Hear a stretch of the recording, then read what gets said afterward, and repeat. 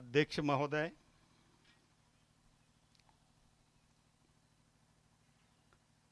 महासचिव पार्टी के अन्य वरिष्ठ पदाधिकारी, राष्ट्रीय कार्यकारिणी समिति के सदस्य,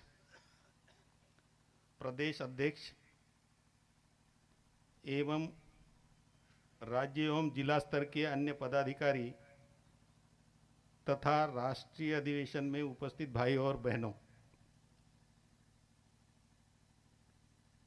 ये क्योंकि पार्टी का राष्ट्रीय अधिवेशन होने के कारण केंद्रीय कार्यकारिणी ने ऐसा सोचा है कि जैसे बामसेप के अधिवेशन में उद्घाटन के तौर पर बाहर के कोई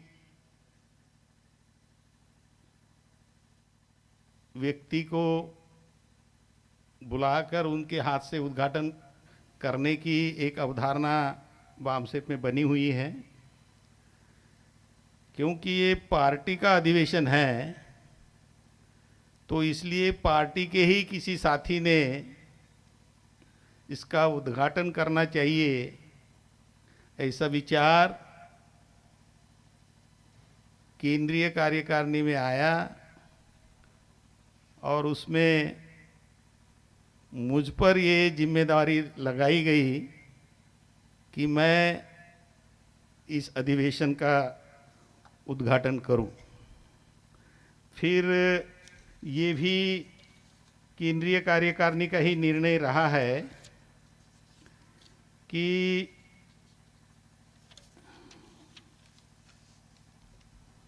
आज भी समाज जीवन में ऐसी धारणाएं बनी हुई हैं कि हजारों पार्टियां, पॉलिटिकल पार्टियां आज भारत में हैं। जैसे कि हमारे पार्टी के राष्ट्रीय संगठन सचिव मूल निवासी आर के विद्यार्थी जी ने आप लोगों को बताया कि करीबन 3,500 पार्टियां हैं। फिर सवाल ये उठता है कि इतनी ज़्यादा पार्टियां होने के बावजूद एक नई पार्टी क्यों, और इसलिए ये विषय ही रखा गया फिर, ताकि एक फ्रेमवर्क में लोगों को जानकारी दी जाए। आप भिन्न भिन्न राज्यों से जो साथी यहाँ आए हुए हैं उन्हें ये जानकारी पर्याप्त मात्रा में मिलना चाहिए, क्योंकि जब भी हमारे कार्यकर्ता पार्टी का काम करने समाज जीवन में जाके पार्टी के बारे में बताते हैं तो मेरा जो अध्यक्ष की हैसियत में 4 साल का अनुभव रहा है, तो सबसे पहला सवाल ये उठता है कि तुमने ये नई पार्टी बनाई क्यों, इतनी सारी पार्टियां हैं, ये सवाल रहता है। और जब तक हमारा कार्यकर्ता कन्विंसिंगली उनको समझाता नहीं प्रॉपरली एक नई पार्टी की आवश्यकता क्यों है, तो फिर साथी हमारे पार्टी के साथ जिस अनुपात में जुड़ना चाहिए वो जुड़ते हुए नज़र नहीं आते। तो इसलिए उद्घाटन के तौर पर मुझे ऐसा लगा और विषय भी रखा है कि क्यों नहीं जुड़ना चाहते और क्यों नई पार्टी एक होनी चाहिए। तो एक पॉलिटिकल पार्टी का क्या ऑब्जेक्टिव होना चाहिए? एक पॉलिटिकल पार्टी का ऑब्जेक्टिव होना चाहिए कि इस देश में उनकी सत्ता है। कोई भी पॉलिटिकल पार्टी हो, उस पार्टी का मुख्य ऑब्जेक्टिव ये होना चाहिए, और ये होता है कि उनकी सत्ता आनी चाहिए। लेकिन क्या सत्ता ही अल्टीमेटली ऑब्जेक्टिव हो सकता है। सत्ता काय के लिए होना चाहिए, ये महत्वपूर्ण है। और सत्ता काय के लिए चाहिए,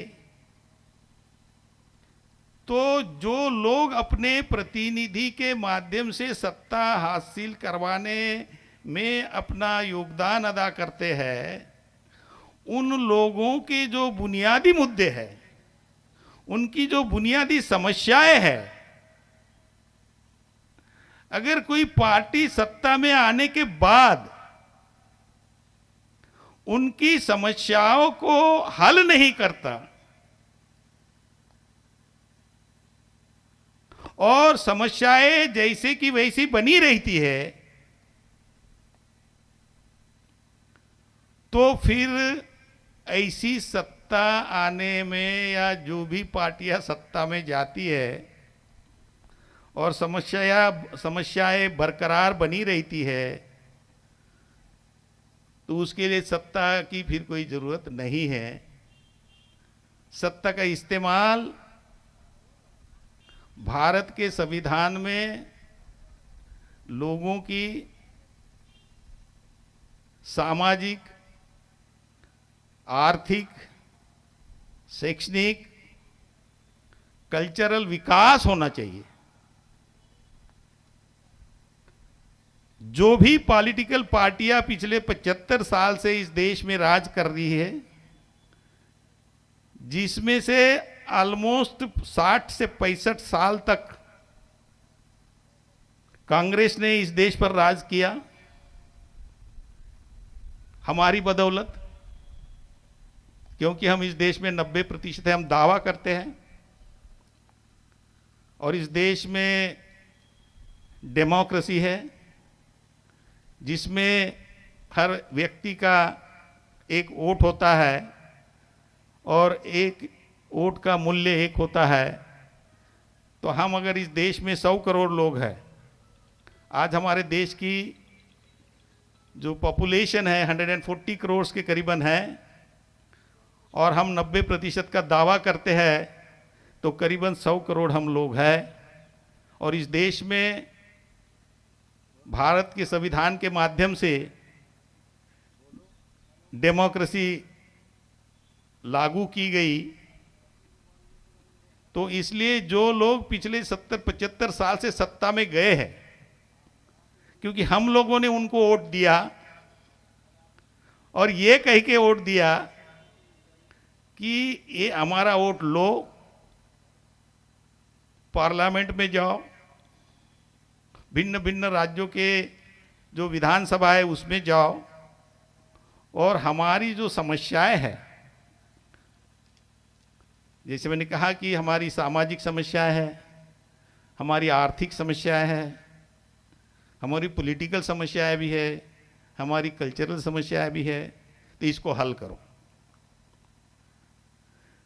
तो मेरा ये सवाल है उन पार्टियों को आपके माध्यम से, या आप लोगों से भी, मुझे आपके माध्यम से अपने समाज के सामने मैं ये सवाल खड़ा करना चाहता हूं, क्या पिछले 75 साल से हम लोगों की जो समस्याएं हैं, क्या वो हल हुई है? मेरा मानना है कि ये नहीं हुई है।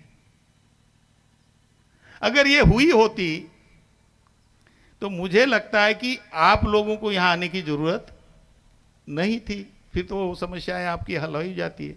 और समस्या किस अनुपात में हल होनी चाहिए, तो भारत के संविधान में जो उसका प्रियम्बल है, उसमें एक क्लियरली लिख दिया है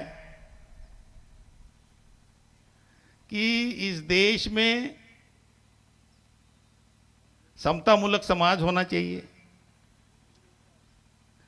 सामाजिक और आर्थिक बराबरी होनी चाहिए, हर एक व्यक्ति के साथ न्याय होना चाहिए, किसी का दमन नहीं होना चाहिए, और भाईचारे से समाज में मिलजुल के रहना चाहिए। आज आप देखेंगे कि ये जितने भी मूल्य है संविधान के, इसके विपरीत समाज में गतिविधियां हो रही है। आप सामाजिक समता देखते नहीं, एक दूसरे के साथ गैर बराबरी का व्यवहार हो रहा है। जहां समता के व्यवहार की बात कर रहे जा रही है संविधान, वहां गैर बराबरी का व्यवहार हो रहा है। न्याय की बात कर रहा है संविधान, अन्याय हो रहा है, हर दिन देख रहे पेपरों में आ रहा है। तो सम एंड सब्सटेंस में यह है कि पिछले 75 साल से जो भी पॉलिटिकल पार्टियां सत्ता में गई, हमने उनको वहां भेजा, लेकिन किसी भी पॉलिटिकल पार्टी ने जनता की जो समस्याएं हैं उसको हल करने का तो दूर, आज इतनी ज्यादा मात्रा में वो बढ़ गई है। कल परसों मैं कहीं व्यस्त था अपने पर्सनल काम से, कुछ लैंड मेजरमेंट का काम था, तो जो सर्वेयर होते हैं, तो सर्वेयर होने के लिए एक डिप्लोमा इंजीनियर की जरूरत होती है। तो जो सर्वेयर आया वहां, तो बोला मैं सिविल इंजीनियरिंग में एमटेक हूं। मतलब एक डिप्लोमा इंजीनियर का जहां काम है, उस काम को करने के लिए एमटेक व्यक्ति आ रहा है। और जब मैंने उनसे पूछा तो वो ये कह रहा था, सर जीने के लिए कुछ तो करना पड़ेगा ना, जॉब्स नहीं है, इसलिए सर्वेयर ही सही। तो आप ये देखेंगे कि समस्याएं बढ़ रही है। समस्या जो भी पार्टियां सत्ता में रही, मूल रूप से कांग्रेस रही 60-65 साल, और बाकी बीजेपी रही, तो ये जो समस्याएं जैसे कि वैसे है, तो फिर सवाल हमारे सामने खड़ा होता है कि क्या ऐसी ही समस्याएं रहना चाहिए ऑल द टाइम, या ये समस्याएं का हल करना चाहिए।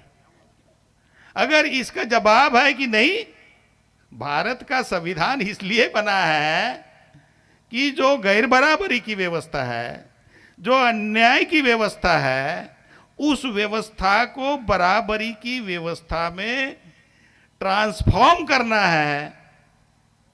अगर ये समस्याएं हल नहीं हुई तो इसका मतलब जो भी पॉलिटिकल पार्टियां केंद्र में या राज्यों में सत्ता में रही है, वो सभी पॉलिटिकल पार्टियां संविधान का जो उद्देश्य है, जो संविधान की उद्देशिका है, उसको फुलफिल करने में फेल रही है। अगर ये पॉलिटिकल पार्टियां फेल रही है तो फिर इसका जवाब क्या है? इसका सीधा सीधा निष्कर्ष और जवाब ये निकलता है कि एक ऐसी पॉलिटिकल पार्टी अब भी होनी चाहिए जो पॉलिटिकल पार्टी समाज की ये जो समस्याएं हैं उसको संविधान के दायरे में हल करने वाली पॉलिटिकल पार्टी होनी चाहिए। और इसलिए जो भी सवाल हमें पूछे जाते हैं कि क्या एक नए पार्टी की जरूरत है, तो इसका जवाब है कि नई पार्टी की जरूरत इसलिए है कि भारत के संविधान के माध्यम से इस देश में सामाजिक और आर्थिक बराबरी जो आनी चाहिए थी, जो न्याय होना चाहिए था जनता के साथ, वो नहीं होने के कारण एक नई पार्टी की जरूरत है और इसलिए पीपीआईडी बनाई गई। एक तो ये जवाब है इसका।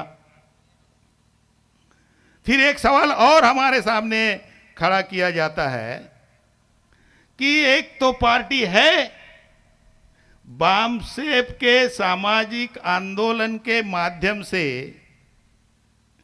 बहुजन समाज पार्टी नाम की एक पार्टी 1984 में बनी और यही ऑब्जेक्टिव लेके बनी कि इस देश में ये जो शेड्यूल कास्ट के लोग हैं, ये जो शेड्यूल ट्राइब्स के लोग हैं, ये अदर बैकवर्ड क्लासेस के लोग हैं, और इनसे धर्म परिवर्तित जो लोग हैं वो इस देश में 85% है, और इन लोगों के साथ सामाजिक आर्थिक न्याय नहीं हो रहा है,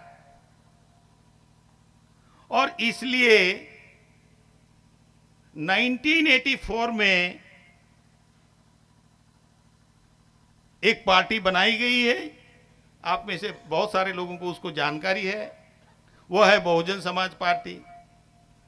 आज जब पीपल्स पार्टी ऑफ इंडिया के कार्यकर्ता फील्ड में जाकर हमारी पार्टी की जरूरत क्यों है ये समझाने का जब वो प्रयास करते हैं, तो समाज के लोगों से ये सवाल पूछा जाता है कि अभी और एक नई पॉलिटिकल पार्टी की मूल निवासी बहुजन समाज में क्यों जरूरत है? बहुजन समाज पार्टी है, फील्ड में काम कर रही है, और आप फिर से एक नई पार्टी लाए हैं। उससे वोटों का विभाजन होगा, और वोटों का विभाजन होना तो फिर ना तो बहुजन समाज पार्टी सत्ता में आ सकती है, और ना ही आप पीपल्स पार्टी ऑफ इंडिया सत्ता में आ सकती है। ऐसा एक सवाल मेरा ख्याल है आप में से कई साथियों ने इस ढंग का सवाल फेस किया होगा फील्ड में। सवाल यह उठता है कि बहुजन समाज पार्टी जिस ऑब्जेक्टिव को लेके बनाई गई थी, जो मुद्दे 1585 की बात हुई, 15% जो त्रैवर्णिक लोग हैं, वो लोग जो है 85% लोगों पर अन्याय करते हैं। उनके संविधानिक जो अधिकार है, सत्ता में ये त्रैवर्णिक लोग आने के बाद उनके अधिकार उनको जारी नहीं करते संविधानिक प्रक्रिया के अंतर्गत, इसीलिए बनाई गई थी। तो हुआ ये कि जो लोग अन्याय कर रहे हैं, जो लोग हम लोगों के जो अधिकार देने में विरोध कर रहे हैं, हर क्षेत्र में कर रहे हैं विरोध, उन्हीं लोगों के साथ बहुजन समाज पार्टी जाके मिल गई, कंप्रोमाइज किया। मतलब जो प्रिंसिपल डिसाइड किया था, 1585 की लड़ाई लड़ने की बात को जो कही थी, तो वो 15% लोगों के साथ बीएसपी ने कंप्रोमाइज किया। और इसलिए आप ये देखेंगे कि एक पार्टी उत्तर प्रदेश जैसे बड़े राज्य में 3 या 4 बार सत्ता में आई, मायावती उनकी चीफ मिनिस्टर रही है, वो पार्टी पिछले जो असेंबली के इलेक्शन हुए उत्तर प्रदेश में, उसमें 1 एमएलए तक सिमट गई।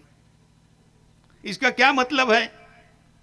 इसका मतलब है कि जब जो आपने अपने प्रिंसिपल बनाए थे, उस प्रिंसिपल से हटने की वजह से समाज ने उनको नकारना, समाज ने उनको नकार दिया, समाज ने उनको नकार दिया, और समस्या हमारी जैसे कि वैसे ही बनी रही है कि हल हुई? समस्या हल हुई कि बने रही है? बताइए। तो समस्या बनी रही। क्यों बनी रही? कि जो प्रिंसिपल था, वो प्रिंसिपल से हटकर जो लोग अन्याय कर रहे, जो लोग अत्याचार कर रहे, उनके साथ बीएसपी ने कंप्रोमाइज किया। ऐसा करने से समाज ने उनको नकार दिया और समस्या जैसे कि वैसी है। तो फिर सवाल यह उठता है कि क्या हम अपनी समस्या हल करना चाहते या नहीं करना चाहते।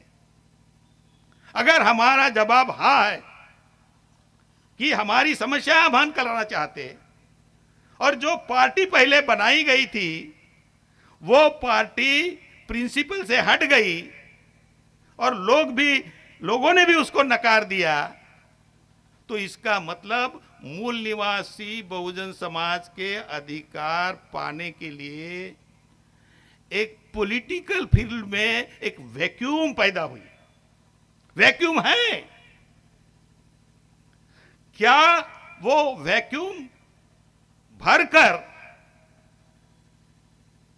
अपने समाज के अधिकार उनको दिलाने के लिए काम करना चाहिए या नहीं करना चाहिए, ये सवाल हमारे सामने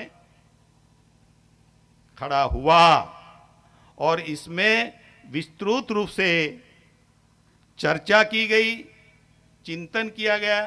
किन लोगों ने चिंतन किया? बामसेफ के सामाजिक आंदोलन से जो निकले हुए साथी हैं, उन साथियों ने इकट्ठा बैठकर जितनी भी समस्याएं हैं उसके ऊपर 2-3 साल तक चिंतन करने के बाद इस निष्कर्ष पर पहुंचे कि हमें एक पॉलिटिकल पार्टी बनानी जरूरी है।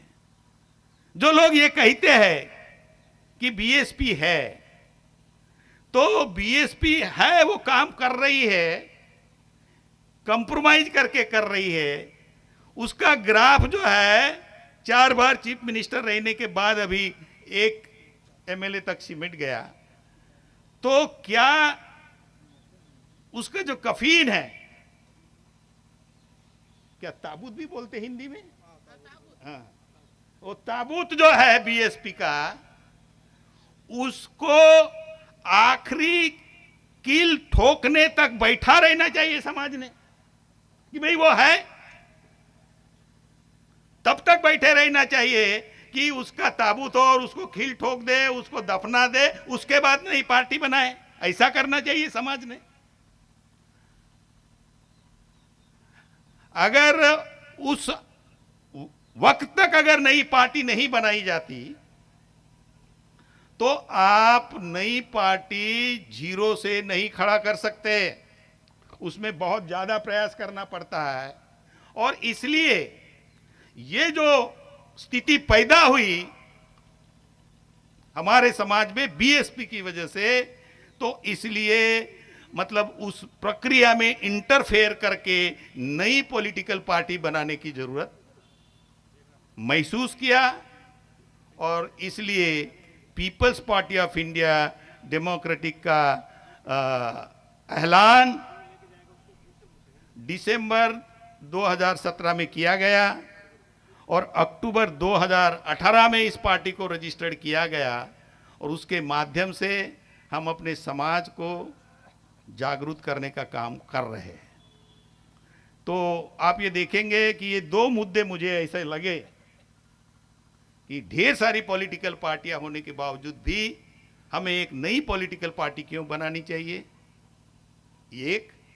और दूसरा, मूल निवासी बहुजन समाज से बहुजन समाज पार्टी होने के बावजूद भी हमें एक नई पार्टी बनाने की क्यों जरूरत है, ये 2 मुद्दे मुझे ज़्यादा महत्वपूर्ण रखे और इसलिए मुझे ऐसा लगा कि इस विषय पर आपके साथ मैं अपना मंतव्य रखूं। इसके बाद और कई मुद्दे हैं। हाँ, नहीं, डॉक्टर साहब कह रहे हैं कि उसने जो मैंने बोला, लेकिन और स्पष्टता से बोलना चाहिए, ऐसा डॉक्टर साहब का ये कहना है। तो वो ये है कि जो लोग, जैसे मैंने कहा, पहले भी कहा मैंने, कि उन लोगों के साथ कंप्रोमाइज किया जी। मतलब आप ये देखेंगे कि हमारे अधिकारों की बात करने के बजाय उनके साथ भाईचारा का कार्यक्रम उनके साथ बनाया। भाईचारा होना चाहिए, किसके साथ होना चाहिए, किसके साथ होना चाहिए? मूल निवासी बहुजन समाज के जो घटक है उनमें जो जातीय भावना से मतलब जो कटुता आई हुई है उनमें भाईचारा हमें निर्माण करना चाहिए और अपनी अलग पॉलिटिकल पार्टी बनानी चाहिए। उन्होंने कहीं दूसरे लोगों को, जैसे मुझे डॉक्टर साहब के ही माध्यम से मुझे पता चला कि ये जो उत्तर प्रदेश में स्पेशली जो रिजर्वेशन का जो मामला था, रिजर्वेशन इन प्रमोशन, तो उस रिजर्वेशन इन प्रमोशन में कोर्ट ने जो 2-3 कंडीशन लगाई थी और बीएसपी सत्ता में थी और वो डाटा कलेक्ट करके वो दे सकती थी, क्योंकि सुप्रीम कोर्ट डाटा ही मांग रहा था। सुप्रीम कोर्ट डाटा मांग रहा था कि उनका एडिक्वेट रिप्रेजेंटेशन है या नहीं, वो डाटा मांग रहा था। वो डाटा जो है सत्ता में रह के वो कर सकते थे इकट्ठा, लेकिन उसने नहीं किया और दिया नहीं। आप देखेंगे महाराष्ट्र का चीफ मिनिस्टर, अभी जो महाराष्ट्र में जो चीफ मिनिस्टर है, मराठाओं की जो डिमांड है वहां, तो उसने तुरंत मतलब डाटा कलेक्ट करवाया और डाटा कलेक्ट करके अभी कल परसों की मैंने न्यूज पढ़ा कि 20 तारीख को उन्होंने जो रिप्रेजेंटेशन दिया डाटा के आधार पे, वो 20 तारीख को कैबिनेट की मीटिंग करके वो उनको उस दिशा में वो अधिकार देने के दिशा में बढ़ रहे हैं। वो सही कर रहे हैं या गलत कर रहे हैं, ये मेरा मुद्दा नहीं है। आज मेरा मुद्दा ये है कि जब हमारे लोगों के पास जब पॉलिटिकल पावर आता है तो उस पॉलिटिकल पावर का उपयोग हमने अपने समाज के अधिकार उनको दिलाने के लिए करना चाहिए। बीएसपी 3 या 4 बार सत्ता में रहने के बावजूद भी वो काम नहीं किया और उसके बावजूद दूसरे लोगों को वो अधिकार दिलाए। और आज मेरा ख्याल है जो चीफ इंजीनियर रहे हैं उनको असिस्टेंट इंजीनियर के पद तक उनको डिमोशन किया गया। ये स्थिति बीएसपी सत्ता में होते हुए हुआ। तो क्या ऐसी पार्टी के कफन को लास्ट कील ठोकने तक हमने रुकना चाहिए या हमने नई पार्टी बनानी चाहिए? ये मुद्दा था। ये एक मुझे लगता है मुझे आपके साथ ये रखना चाहिए था। और कहीं मुद्दे हैं, मैं उसके विस्तृत जानकारी के लिए हम पार्टी के जो राष्ट्रीय अध्यक्ष है उन पर छोड़ देता हूं कि उन मुद्दों के ऊपर वो बात आपके सामने रखे। फिर एक राजनीतिक दल, उसका जैसे मैंने पहले बताया कि उसका प्राइमरी ऑब्जेक्टिव ये है सत्ता में होना चाहिए। लेकिन बाबा साहब ये कह रहे हैं कि एक राजनीतिक दल की क्या भूमिका होनी चाहिए। तो वो लिख रहे हैं कि एक राजनीतिक दल की सिर्फ इतनी ही भूमिका नहीं है कि उसने सत्ता में आना चाहिए, वो तो है ही, लेकिन उन्होंने अपने समाज को उनके संवैधानिक अधिकारों के लिए निरंतर जागृत करना चाहिए। ये बात बाबा साहब ने कही है। तो फिर अगर हमारे अधिकार अभी मिले नहीं, हमारे लोग अपने अधिकारों के प्रति जागृत नहीं है, ये समस्या है, तो कब तक ये जागृति का काम करना चाहिए? ये तब तक ये काम करना चाहिए कि जब तक समाज जागृत नहीं होता, उनके अधिकार, संवैधानिक अधिकार क्या है इसके बारे में उनकी समझ विकसित नहीं होती। और सिर्फ समझ विकसित होना ही नहीं, तो वो हासिल करने के लिए बाबा साहब ने बड़े अथक प्रयास से हमें जो वोट का अधिकार, एडल्ट फ्रेंचाइज, क्या बोलते हैं एडल्ट फ्रेंचाइज को, वयस्क मताधिकार हमें दिलाया, उसका सही इस्तेमाल करने की बात उनको समझाना। और जब वो अपना वयस्क मताधिकार जो है उसका सही इस्तेमाल करेगा, तभी ये 90% समाज सत्ता में आ सकता है, जो किसी भी पॉलिटिकल पार्टी का ऑब्जेक्टिव हो सकता है। इस संदर्भ में मैं आपका ध्यान बाबा साहब का वो जो भाषण है, राउंड टेबल कॉन्फ्रेंस में बाबा साहब गए थे। आपको पता होगा कि 1929 में नेहरू कमेटी बनी थी, मोतीलाल नेहरू कमेटी। ये कांग्रेस ने बनाई थी। कांग्रेस की जो वर्किंग कमेटी थी उस वक्त, उन्होंने एक मोतीलाल नेहरू के अध्यक्षता में एक कमेटी बनाई और उस कमेटी का सामने ये मुद्दा था कि क्या भारत में वयस्क मताधिकार होना चाहिए या नहीं। कांग्रेस के अंदर की चर्चा मैं बता रहा हूं आप लोगों। तो उस कमेटी में बहुत सारे ऐसे लोग थे कि वयस्क मताधिकार नहीं होना चाहिए। लेकिन उस वक्त आपको पता होगा, जब आजादी का आंदोलन कांग्रेस ने चलाया तो कांग्रेस में बहुत सारे लोग मूल निवासी बहुजन समाज के भी थे, लेकिन नेतृत्व जो है वो जो त्रैवर्णिक लोग हैं, जो ब्राह्मण हैं, जो खुद को क्षत्रिय कहने वाले लोग हैं, जो वैश्य लोग हैं, वही कांग्रेस का नेतृत्व तब भी कर रहे थे, आज भी कर रहे हैं।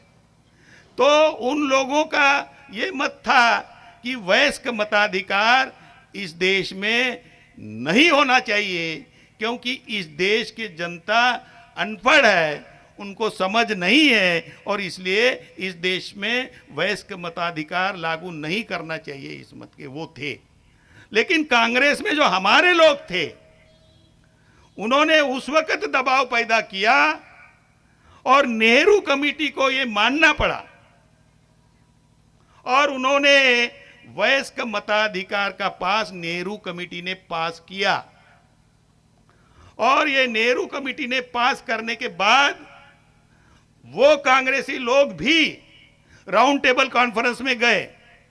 फर्स्ट कॉन्फ्रेंस में नहीं गए थे, लेकिन वो दूसरी कॉन्फ्रेंस में गए। वो गांधी भी गया और बाबा साहब ये लिख रहे कि जब ये मुद्दा चर्चा में आया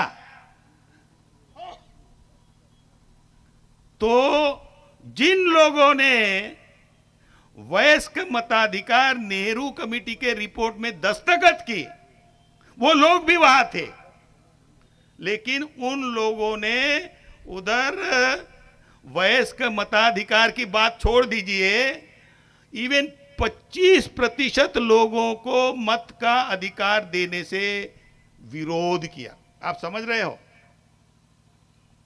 क्यों विरोध किया? क्योंकि उनको पता था कि अगर इस देश में वयस्क मताधिकार मिलता है तो ये 90% समाज जो है, इसका अगर ये सही इस्तेमाल कर ले तो ये 15% लोग इसके बाद कभी भी सत्ता में नहीं आ सकते। और इसलिए वो यहां दस्तखत करने के बावजूद भी वहां जाकर उन्होंने विरोध किया। इवन 25% देने के लिए, अधिकार देने के लिए वो विरोध कर रहे थे। और बाबा साहब ये लिख रहे कि जो खुद को लिबरल समझते हैं, मतलब अपने समाज में आप देखे ना रहे, तुम सब ब्राह्मणों के खिलाफ में बोलते रहे, कुछ अच्छे भी ब्राह्मण होते हैं, ऐसा बोलते हैं हमारे लोगों को, उदारवादी ब्राह्मण होते हैं, आप सबको लपेटते हो, ऐसा बोलते रहते। आप लोगों के सामने भी आया होगा। तो बाबा साहब ये लिख रहे कि उदार मतवादी जो ब्राह्मण थे या वो जिसको क्षत्रिय कहते, वो लोगों को मनाना भी बड़ा मुश्किल था 25% के लिए। और तब बाबा साहब ने वहां स्टैंड लिया है राउंड टेबल कॉन्फ्रेंस में कि जब तक इस देश में वयस्क मताधिकार का अधिकार नहीं दिया जाता, तब तक ये कांग्रेसी जो होम रूल की बात कर रहे हैं, तब तक पावर ट्रांसफर नहीं करना चाहिए। ये बाबा साहब ने वो स्टैंड लिया, ये लड़ाई वो लड़े और ये फिर हमें मिला। उसके अनुसार और भी उस वक्त बहुत सारी चीज़ें हैं। ये बाबा साहब के जो भाषण है राइटिंग एंड स्पीचेस, ये वॉल्यूम 2 में आपको विस्तृत रूप से मिलता है, आप लोगों ने इसको पढ़ना चाहिए। एक तो ये, अब आपकी समझ में आ गया कि जिन कारणवश वो हमको अधिकार नहीं देना चाहते थे, क्योंकि वो सत्ता से बाहर जाने वाले थे, वही कारण है कि बाबा साहब चाहते थे। वो नहीं देना चाहते थे क्योंकि हम सत्ता में नहीं जाए, और बाबा साहब चाहते थे कि हमारा समाज 90% है वो सत्ता में जाए। तो ये लड़ाई वो है। अब सवाल ये उठता है कि वो तो मिल गया, अधिकार मिला ना हमें, वो तो बाबा साहब ने बाद में जब कॉन्स्टिट्यूशन लिखा तो उसमें तो ये अधिकार है। सवाल हमारे सामने ये है कि ये अधिकार हमें होने के बावजूद हमारे हाथ में सत्ता क्यों नहीं आई? आना चाहिए था। तो इसलिए नहीं आई कि जो अधिकार हमें बाबा साहब ने दिलाया, वो अधिकार का हमने पिछले 75 साल से सही इस्तेमाल नहीं किया। तो क्यों नहीं किया? क्यों नहीं किया? तो उसका महत्व क्या है, उसका इंपॉर्टेंस क्या है, इसके बारे में समाज को जिस अनुपात में जागरूक करना चाहिए था, वो काम पिछले 75 साल से जिन लोगों को इसकी समझ है या समझ थी, उन्होंने ये अपनी समझ को समाज की समझ बनाने के लिए उसका इस्तेमाल नहीं किया, और यही वो कारण है कि हमारे समाज की सत्ता नहीं आई। एक और बात, बाबा साहब का एक स्पीच और इंपॉर्टेंट स्पीच है। वो स्पीच जो है 29 अक्टूबर 1951 को पटियाला में दिया है। पंजाब के साथी यहां बैठे हुए हैं, वो इंपॉर्टेंट है, मैं पढ़ता हूं। वो उनका स्पीच मैंने मेरा जो भाषण है ये आप लोगों को उपलब्ध हो जाएगा। ये किताब फॉर्म में हमने जानबूझ के रिलीज किया, क्योंकि पॉलिटिकल थॉट, पॉलिटिकल थिंकिंग हमारे समाज की जो विकसित होनी चाहिए। तो बाबा साहब क्या कहते थे उस स्पीच में, वो मैं आपको पढ़ के बताता हूं। 29 अक्टूबर 1951 को पंजाब के पटियाला में एक चुनावी रैली को, उस वक्त चुनाव चल रहे थे, फर्स्ट जनरल इलेक्शन चल रहे थे, एक चुनावी रैली को संबोधित करते हुए उन्होंने कहा, यदि दलित वर्ग, ये दलित शब्द अभी हिंदी में ट्रांसलेट किया उन्होंने, मैं कुछ नहीं कर सकता, लेकिन मैंने फिर लिख दिया, यदि एससी, एसटी और ओबीसी ब्राह्मणों के, ये ऐसा ही लिखा है, अगर एससी, एसटी, ओबीसी ब्राह्मणों के साथ हाथ मिलाते हैं और एक राजनीतिक पार्टी बनाते हैं, ब्राह्मणों के साथ हाथ मिलाते हैं एससी, एसटी, ओबीसी और एक राजनीतिक पार्टी बनाते हैं, तो यह मत सोचिए कि दलित वर्ग वहां सुरक्षित होगा। क्या कहा? ये मत सोचिए कि आपकी सुरक्षा वहां होगी। बिल्कुल क्लियर 51 में। और बहुजन समाज पार्टी ने क्या किया? बहुजन समाज पार्टी ने क्या किया? उन्हीं के साथ हाथ मिलाया और बोल क्या रहे कि हम बाबा साहब का आंदोलन चला रहे हैं। मतलब बाबा साहब ने जो हमें बताया उसके विपरीत काम करने का, और फिर लोगों को यह बताने का कि हम मतलब बाबा साहब के आंदोलन का काम कर रहे हैं। ये डाइकोटोमी है। तो यह मत सोचिए कि दलित वर्ग मतलब एससी, एसटी, ओबीसी वर्ग वहां सुरक्षित होगा। मैं आपको सावधान रहने और इस मामले पर पूरा ध्यान देने की चेतावनी देता हूं। ये कह रहे बाबा साहब।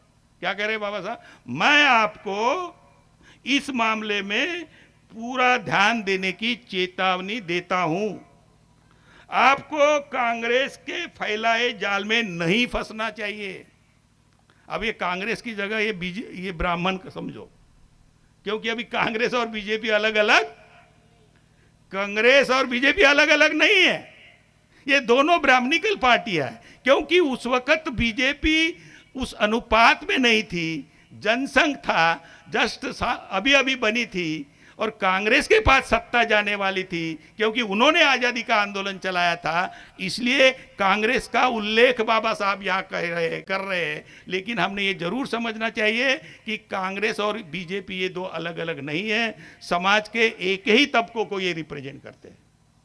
ब्राह्मण, क्षत्रिय और वैश्य, ये जो समाज का तबका है जो 15% है, इसी को बीजेपी और कांग्रेस दोनों रिप्रेजेंट करते हैं। तो इसलिए यहां बाबा साहब ने दिया, आपको कांग्रेस के फैलाए जाल में नहीं फंसना चाहिए, बिल्कुल क्लियर बता दिया। अगर आप सोचते हैं कि ऊंची जाति के लोगों से हाथ मिलाने से आपका भला होगा, ऊंची जाति के लोगों से हाथ मिलाने से आपका भला होगा, ऐसा अगर आप सोचते हैं तो आप गलत है। ऊंची जाति के लोग सदैव पिछड़ी जातियों का दमन करेंगे। ऊंची जातियों के लोग सदैव पिछड़ी जातियों का दमन करेंगे। ऊंची जाति वाले स्वतंत्रता का मजा लेंगे।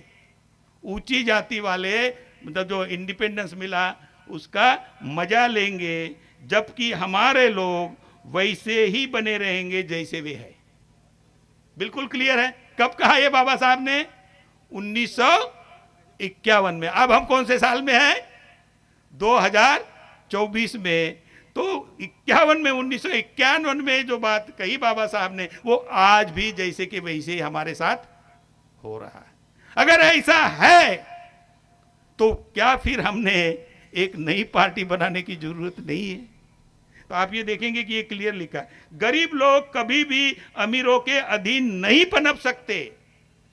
गरीब लोग अमीरों के अधीन नहीं पनप सकते और उन्हें अपने उद्देश्यों को प्राप्त करने के लिए अलग से एकजुट होना होगा। बिल्कुल क्लियर है। हमें अलग से एकजुट होना होगा और अपने अधिकारों की लड़ाई खुद लड़ना होगा।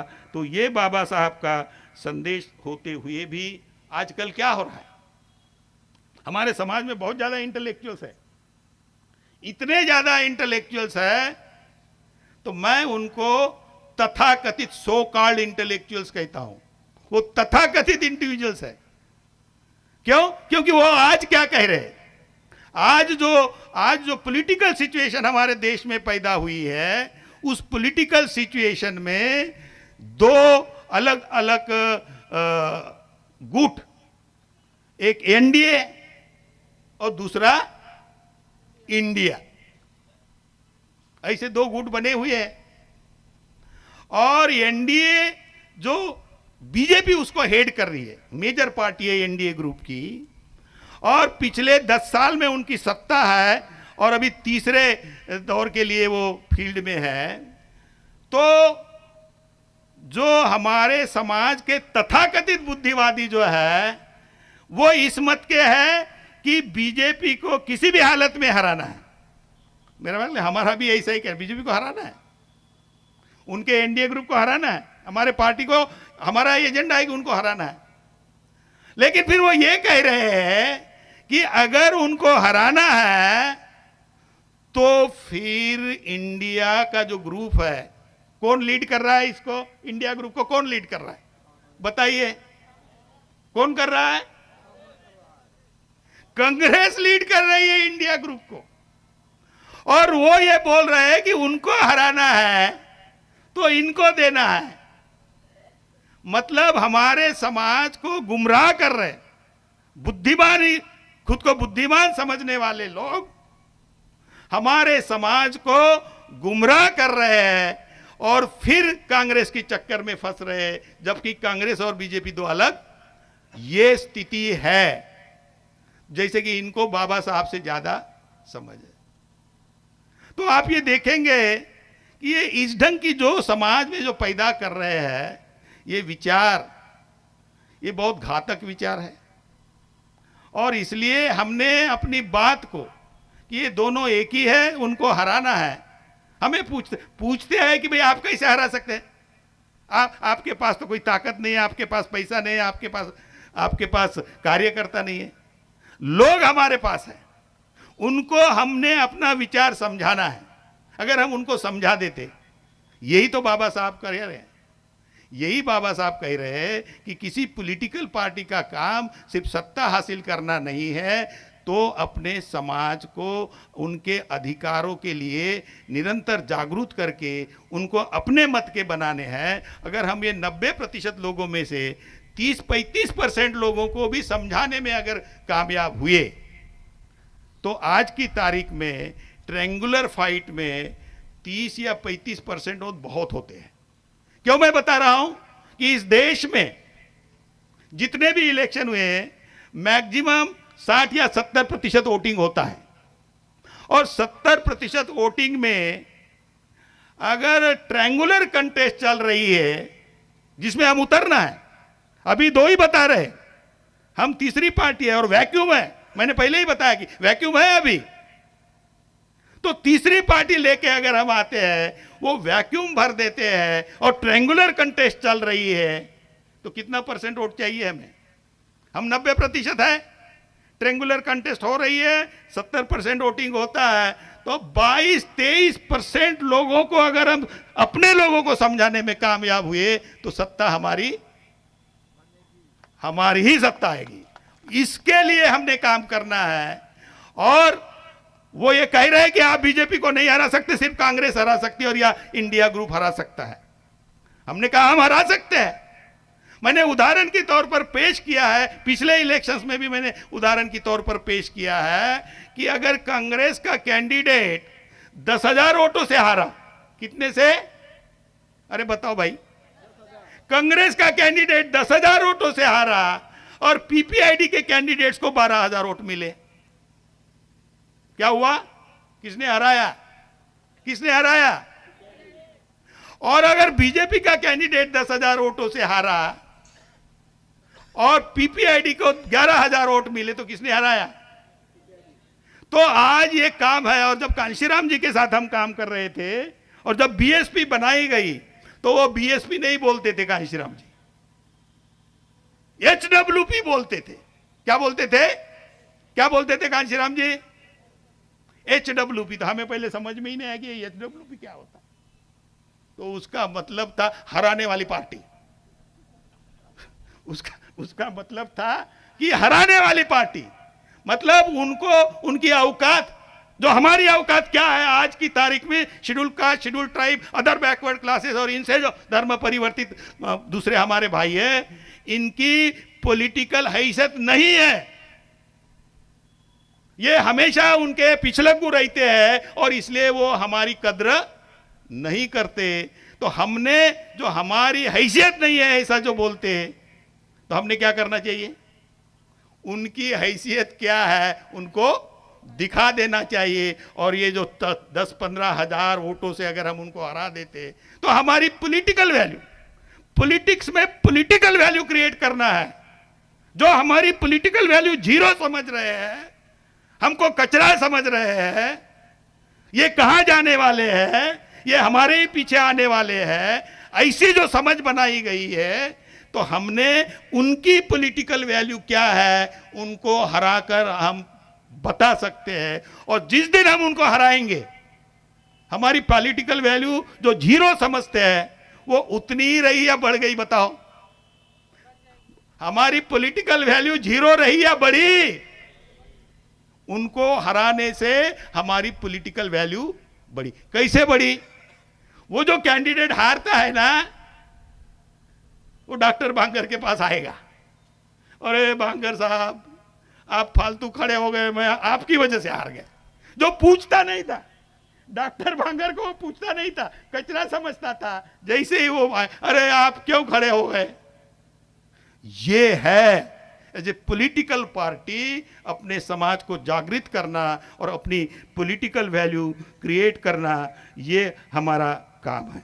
अब मैं हमारी पार्टी के अंदर जो हमने काम करना चाहिए था, मुझे लगता है कि वो जितना होना चाहिए नहीं हुआ। हमने कहीं लोगों को, जैसे हमारे राज्य अध्यक्ष है, हमारी पार्टी की जो कॉन्स्टिट्यूशन है उसका हिस्सा राज्य अध्यक्ष नहीं है, उसके केंद्रीय कार्यकारिणी है। लेकिन हमने जानबूझकर कॉन्शियसली, मेरे दौर में कॉन्शियसली हमने उनको केंद्रीय कार्यकारिणी में आने के लिए अलाउ किया। क्या इसका आइडिया थी कि केंद्रीय कार्यकारिणी के निर्णय कैसे बनते हैं, एक डेमोक्रेटिक पद्धति से हम कैसे निर्णय बनाते हैं, इसकी जानकारी समझ उनमें विकसित हो और एक सही डेमोक्रेटिक नेतृत्व राज्य स्तर पे क्रिएट किया जाए, इसके लिए हमने उनको अलाउ किया। उससे क्या होता है कि एक तो समझ विकसित होती है कि हमारी पार्टी कैसे डेमोक्रेटिक है, कैसे निर्णय बनाती है, इसलिए उनको हमने लिया। जब मैं दूसरे टर्म में था तो पहले टर्म के लोगों को भी रखा और वो उसको केंद्रीय कार्यकारिणी को और एक्सटेंड किया, 51-52 तक ले गए मेरा ख्याल है, और राज्यों के जो प्रेसिडेंट है उनको भी उसमें इनकॉर्पोरेट किया। आइडिया क्या थी कि नंबर अगर ज्यादा है, उनकी समझ विकसित हो गई है, कैसी पार्टी है, डेमोक्रेसी क्या है, निर्णय कैसे बनते हैं, ताकि वो सुचारू रूप से ग्रास रूट में जाके जिला कमेटियों के लोगों को प्रॉपरली समझा सके। क्योंकि लोगों के पास जाने का तंत्र क्या है, ऑर्गेनाइजेशन स्ट्रक्चर, कैसे जाओगे लोगों के पास? कोई पार्टी का प्रेसिडेंट, नेशनल प्रेसिडेंट हर व्यक्ति के पास जाके नहीं बता सकता। तो ऑर्गेनाइजेशन का जो तंत्र है, उस तंत्र को तैयार करने का मुद्दा था और वो हमने किया।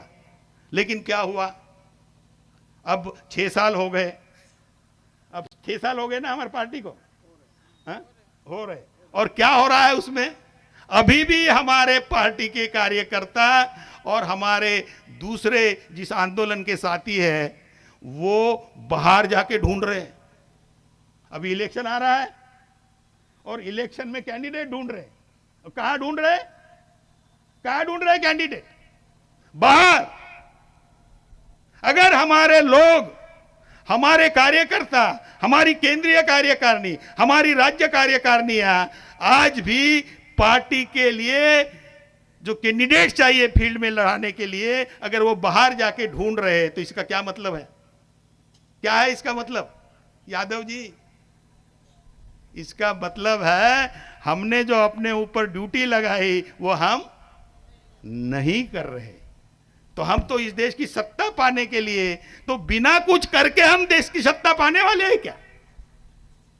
तो इसलिए ये आत्म परीक्षण का मुद्दा है। हमने सोचना चाहिए कि हमारी ड्यूटी क्या है, उसके लिए हम कितना समय दे रहे हैं। अगर हम ये ऐसा नहीं करते तो मैं आपको बता दूं कि हम सत्ता में नहीं आए और ये पार्टी खत्म हो जाएगी।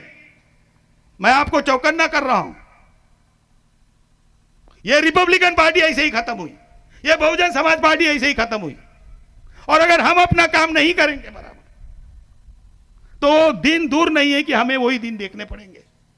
इसलिए हम में से हर एक साथी ने इस आंदोलन में जो लोग लगे हुए, पार्टी के साथ जो लगे हुए लोग हैं, ये फुले अंबेडकर आंदोलन चलाने वाले जो लोग हैं, इसमें उन्होंने अपनी पूरी ताकत लगा देनी चाहिए और इस देश की हम सत्ता जरूर पाएंगे। उसके लिए हमने काम करना होगा।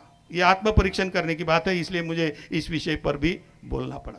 अब ये देश में क्या हो रहा है, अभी देश में क्या हो रहा है, मेरा ख्याल इसके बारे में भी मैंने कुछ बताना चाहिए। तो मैंने कुछ इधर लिखा, जो एनसीआरबी है, नेशनल क्राइम रिकॉर्ड ब्यूरो का रिपोर्ट है, उसके अनुसार 2020 में 3,71,503 मामले थे, वो बढ़कर 2022 में 4,45,256 मामले हो गए।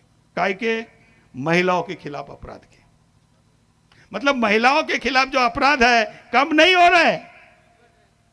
बेटी बचाओ, क्या क्या बोलता है मोदी, क्या बोलता है? बेटी बचाओ बेटी पढ़ाओ, और उल्टा हो रहा है, अत्याचार हो रहे हैं। पढ़ाने की जहां तक बात है, स्कूलें बंद कर रहे हैं। अभी महाराष्ट्र में मुझे बताया गया कि कुछ हरियाणा में स्कूलें बंद हो रही है, मतलब महाराष्ट्र में स्कूलें बंद हो रही है, मेरा ख्याल है झारखंड में भी कुछ ऐसा ही, मतलब हर जगह। तो वो बोलता क्या है और करता क्या है? तो मैंने कई बार अपनी भाषणों में कहा हूं, मैं क्या हूं, मैं कौन हूं? मैं जो बोलता हूं वो मैं हूं, या मैं जो करता हूं वो मैं हूं? हाँ, कौन हूं मैं? जो बोल रहा हूं वो हूं कि जो करता हूं वो हूं? तो मोदी जो कर रहा है वही मोदी है, स्कूलें बंद कर रहा है वो मोदी है, महिलाओं के साथ अन्याय अत्याचार हो रहा है वो मोदी है, और बोलता उल्टा है। तो आप उसको उस ढंग से समझना चाहिए। फिर आत्महत्या के प्रकरण भी जो है वो 1,64,033 थे, वो बढ़कर 1,70,924 हुए। इसमें ये इतने जो आत्महत्याएं हुई, इसमें 26.4% जो है वो सिर्फ किसान, सीमांत किसान और मजदूर है, कृषि मजदूर है। उसमें कभी ये आत्महत्या, अब आज की पेपर में भी आया, आज का पेपर में देख रहा था, आईआईटी दिल्ली में एमटेक करने वाले लड़के ने आत्महत्या की। वो बोल रहा है, वहां का जो इंचार्ज है, वो क्यों किया अभी तक पता नहीं है, अभी अब हम पता करेंगे। मतलब इतनी प्रताड़ना हो रही है और लोग आत्महत्याएं कर रही है, इसके लिए जिम्मेवार कौन?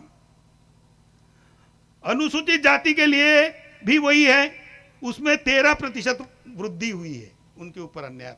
तो आप ये देखेंगे कि देश की स्थिति ठीक नहीं। आर्थिक स्थिति के बारे में अगर देखा जाए तो हमारे देश में जो ऋण है, वो कर्जा है, वो 1,972.9 यूएस डॉलर बिलियन, इतना कर्जा है। ये कर्जा जो है ये देश पर है, और ये बाहर की जो इंटरनेशनल मॉनिटरी फंड है, वर्ल्ड बैंक है, ये जो कर्जा देती है, तो वो कर्जा देते वक्त उनको सिक्योरिटी देना पड़ता है। वो सिक्योरिटी उसको क्या बोलते हैं, गवर्नमेंट की होनी चाहिए। मतलब गवर्नमेंट ये कहे कि हम ये पैसा वापस करेंगे। इतना ज्यादा कर्जा लिया है, और वो पर कैपिटा काफी ज्यादा है, हर व्यक्ति के ऊपर कर्जा लेके रखा है। आपके नाम से कर्जा लिया है,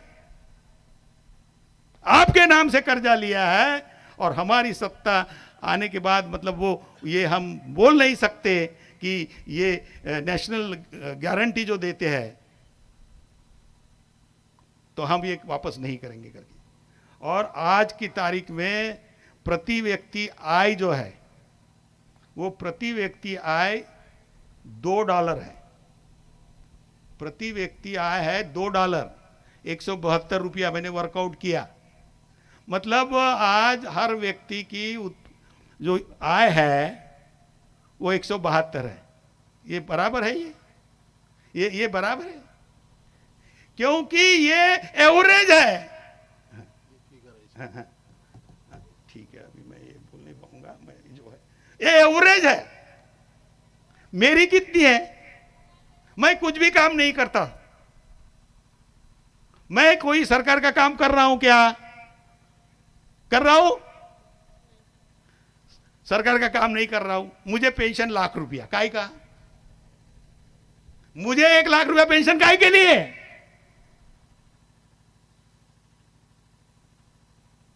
मैं एक मिडिल लेवल का ऑफिसर हूं। यहां सेक्रेटरीज है, वो 2-2, 3-3 लाख रुपए पेंशन ले रहे हैं। ये कौन है सेक्रेटरीज? ये जॉइंट सेक्रेटरी, ये ऊपर वाले है कौन? और क्या कर रहे हैं और किसका पैसा ले रहे हैं? ये 172 रुपया एवरेज है, वो 3 लाख ले रहा है, तो वो इसके अनुसार 172 ही ले रहा है एवरेज होने की वजह से। इसका मतलब अगर रियल देखे जाए, रियलिटी में देखा जाए, तो गरीबी का स्तर 70% वृद्धि हुई है, बोल रहा है ये रिपोर्ट। 70% गरीबी में वृद्धि हुई है, क्योंकि एक तो 172 का फिगर जो है ये एवरेज है। जो गरीब है उसके पास 1 रुपया भी नहीं आता, और जिसके पास पैसा जो है बहुत ज़्यादा जाता उसके कितना गुना ज़्यादा। ये स्थिति है इस देश में गरीबी की। और भारत के संविधान के माध्यम से सोशियो इकोनॉमिक इक्वालिटी की बात हो रही है, सोशियो इकोनॉमिक इक्वालिटी होनी चाहिए, ऐसा बोल रहे हैं। तो आप ये देखेंगे, ये दर्शाता है कि वो कुछ नहीं करना चाहते। मुनाफा कमाने वाली 100 कंपनियां, पब्लिक सेक्टर अंडरटेकिंग जो है, सीपीएसई बोलते हैं, सेंट्रल पब्लिक सेक्टर एंटरप्राइजेस, इसको अंग्रेजी में सीपीएसई बोलते हैं, सेंट्रल पब्लिक सेक्टर एंटरप्राइजेस। ऐसी 100 कंपनियां हैं, वो सरकार को 2,63,895 करोड़ मुनाफा करके देती है।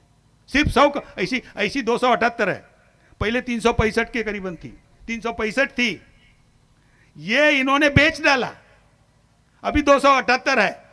और ये जो है कंपनियां 2,63,895 करोड़ रुपया मुनाफा देती।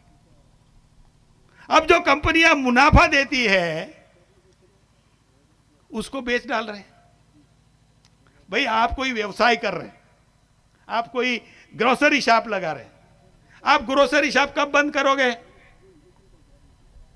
ग्रोसरी शॉप बंद करना है तो कब करोगे? मुनाफा दे रहा है तब बंद करोगे, या घाटे में जा रही तब बंद करोगे? कब करोगे बंद? घाटे में जाए तो बंद करेंगे। ये मुनाफा देने वाली कंपनियां बंद कर रहे हैं। ये क्या दर्शाता है कि ये सत्ता में जो आए हुए लोग हैं, किसी भी हालत में हमें नहीं। मैं एक बात बताते बताते भूल गया, जब मैं जरूर बोलना चाहिए। जो मैं बोल रहा था कि 25% जो लोग हमें मतलब फ्रेंचाइज नहीं देना चाहते, क्या उन लोगों से ये अपेक्षा की जाती है कि भारत के संविधान में हमें जो अधिकार दिए हैं वो अधिकार आसानी से हमें दे देंगे? उनके ही तो बाल बच्चे हैं ना, वो अभी सत्ता में आए हैं, जो 25% नहीं देना चाहते थे फ्रेंचाइज, जो बाबा साहब ने 100% एडल्ट फ्रेंचाइज लाया और वो सत्ता में गए हमारी वजह से, तो क्या वो हमारे अधिकार दे देंगे? ऐसी अपेक्षा हमने करना चाहिए। वो देना नहीं चाहते और हम लेना चाहते हैं, तो ये लड़ाई है, ये पॉलिटिकल फाइट है। और ये पॉलिटिकल फाइट जो है, ये सिंपली आज की तारीख में वो इस देश को हिंदू राष्ट्र बनाना चाहते हैं। बाबा साहब ने क्या कहा हिंदू राष्ट्र के बारे में, वो बता के मैं अपनी बात को समाप्त करूंगा। बाबा साहब ने हिंदू राष्ट्र के बारे में जो कहा, वो ये कह रहे हैं कि अगर ये देश हिंदू राष्ट्र अगर बनता है तो मेरा ख्याल है उनका वो मैं पढ़ के ही बताना ज़्यादा मुनासिब समझूंगा। वो कहाँ गया, एक मिनट ज़रा जस्ट बियर विद मी। यहाँ वो बाबा साहब के शब्दों में बताना ज़्यादा मुनासिब होगा, इसलिए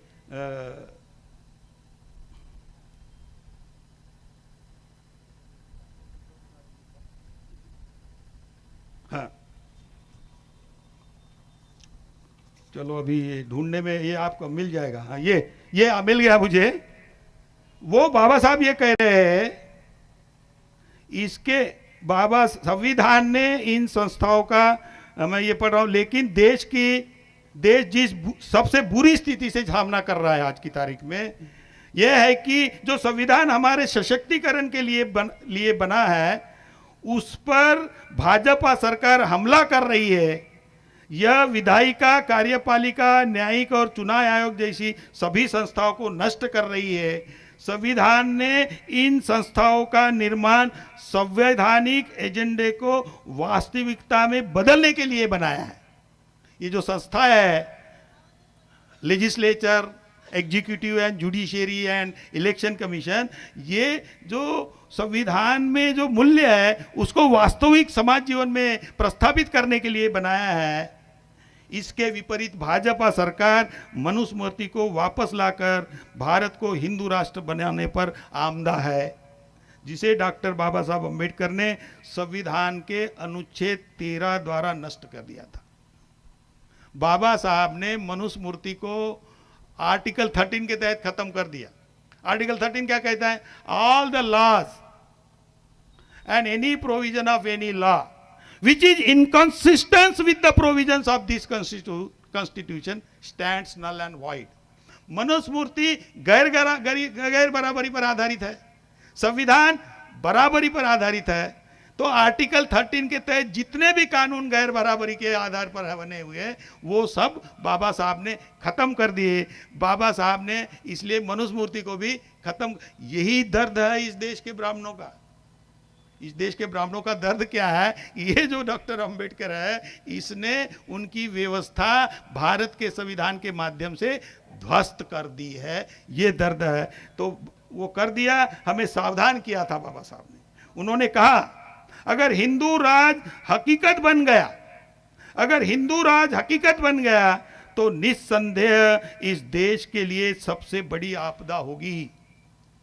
इससे कोई फर्क नहीं पड़ता कि तथाकथित हिंदू क्या कहते हैं, वो कुछ भी कहे।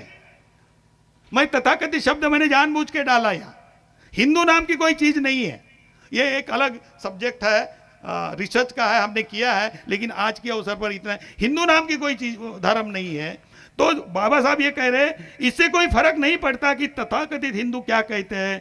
हिंदू धर्म स्वतंत्रता, समानता और भाईचारे के लिए खतरा है। बिल्कुल क्लियरली कह दिया है। ये बाबा साहब ने जो थॉट्स ऑन पाकिस्तान उनकी जो किताब है उसमें ये लिखा है। वो कह रहे हैं कि हिंदू धर्म स्वतंत्रता, समानता और भाईचारे के लिए खतरा है। इस लिहाज से यह लोकतंत्र के साथ असंगत है। ये लोकतंत्र से मैच नहीं करता।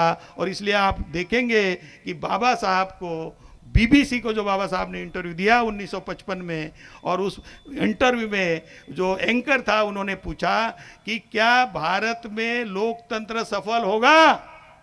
क्या सवाल पूछा था? क्या भारत में लोकतंत्र सफल होगा?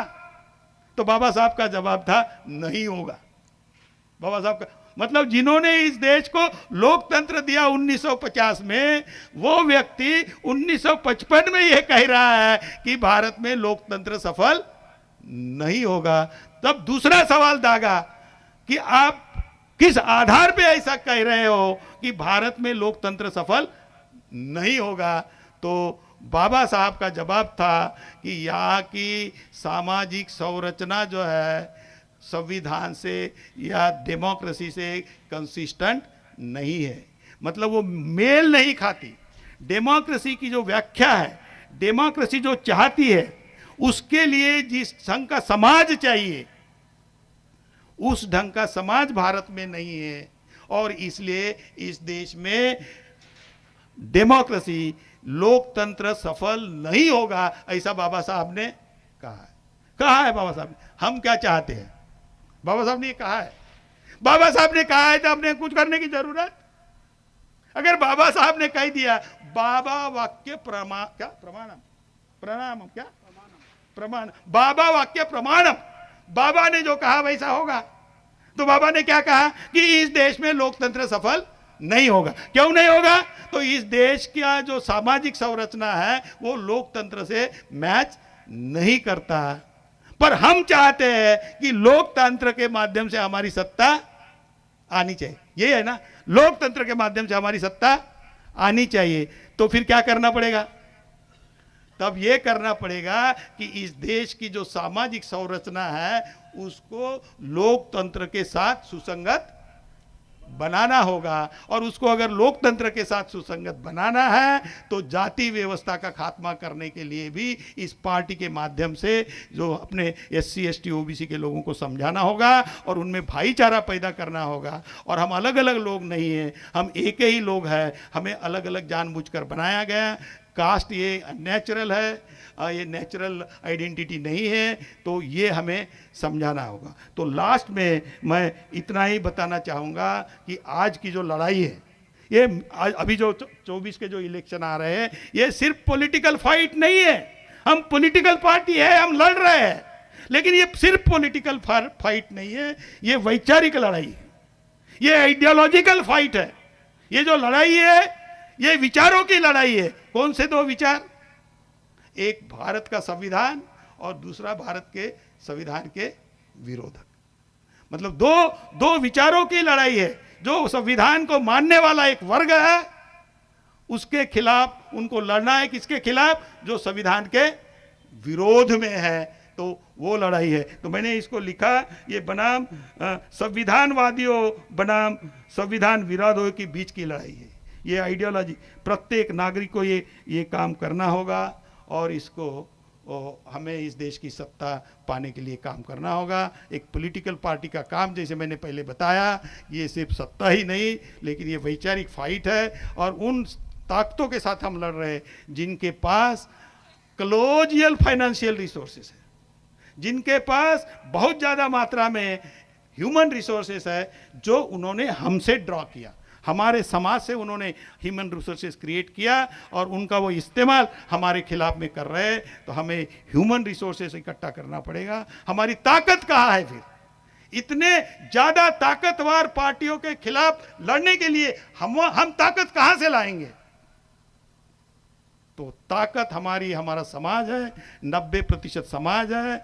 इनको अगर हम समझाने में सफल हो गए तो मुझे लगता है कि हम इस देश की हालत सुधार देंगे और हमारे समाज के जो कॉन्स्टिट्यूशन में जो हक और अधिकार दिए हैं हम उसको दिलाने में सफल होंगे। इतना ही कुछ इस अवसर पर कहकर मैं अपना अध्यक्षीय भाषण समाप्त करता हूं और इस अधिवेशन का उद्घाटन हुआ मेरे अध्यक्षीय भाषण से, ऐसा डिक्लेयर करता हूं। जय भीम।